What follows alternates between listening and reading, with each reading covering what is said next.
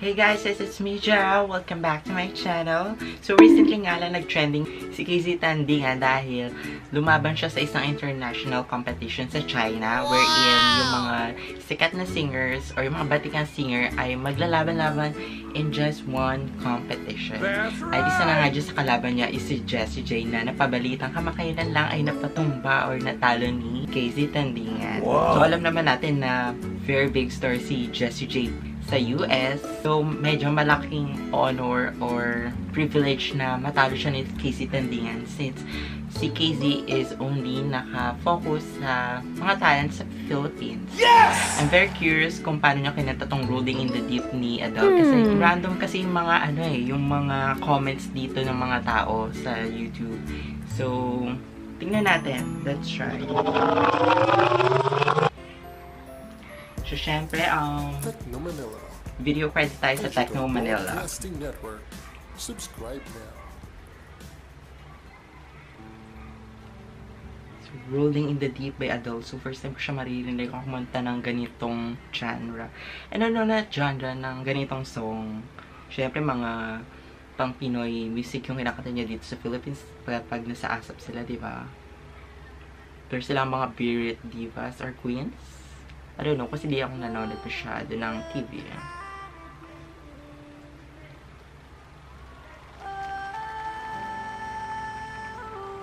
Meron bang problem sa video or hindi? Wala eh. Parang naka-auto-tune, naging Lil Wayne.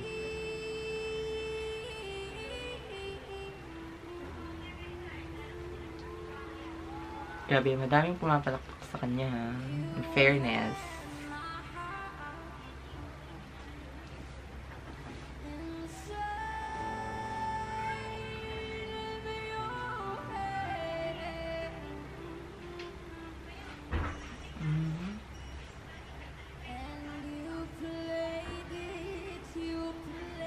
Parang concert niya, no?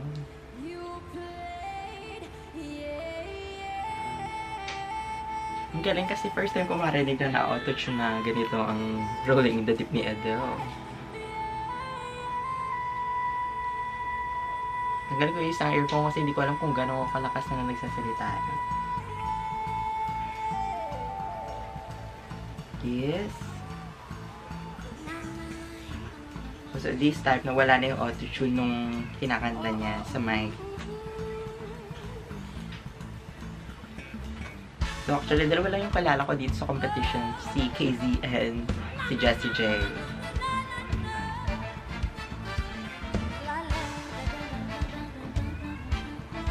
Hindi naman mananalo si KZ Tandingan sa X Factor ba? Kung hindi naman siya magaling, diba?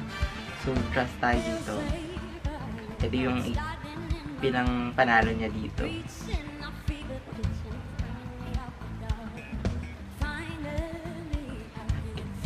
Crystal clear.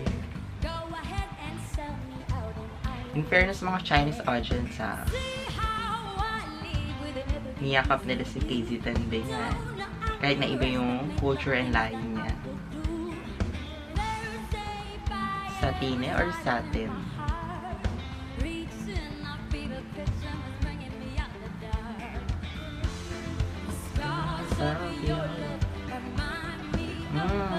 Iba niya yung tono, fairness, originality. Number 1 mga singer na meron sila.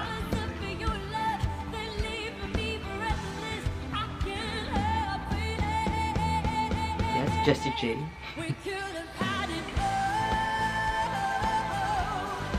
Rolling in the deep.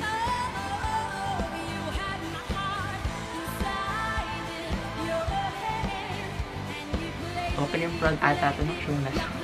Just kidding. Up pa yun na.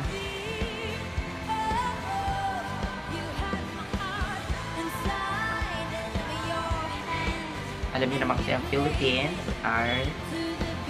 is one of the amazing singers. Wait, nag-rap siya.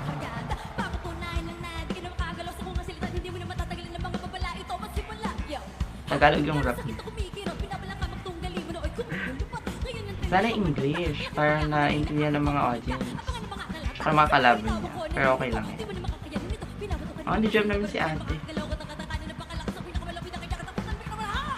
Sabi ni Jess, ano sinasabi niya?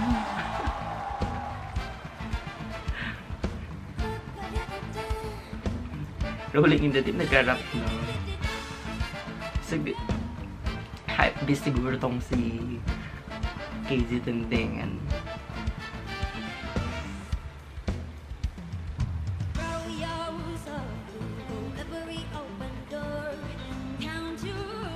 Yung galing niya, yung fair.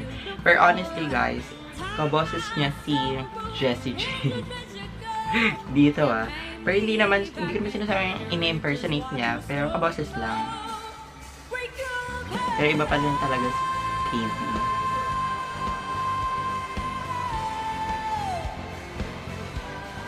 Pero sumikat talaga siya sa buong Asia or sa buong mundo.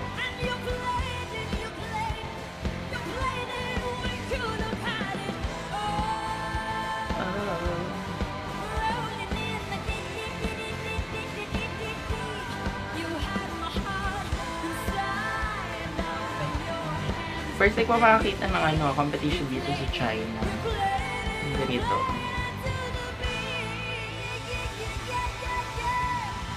Yes. She on the stage. Yes.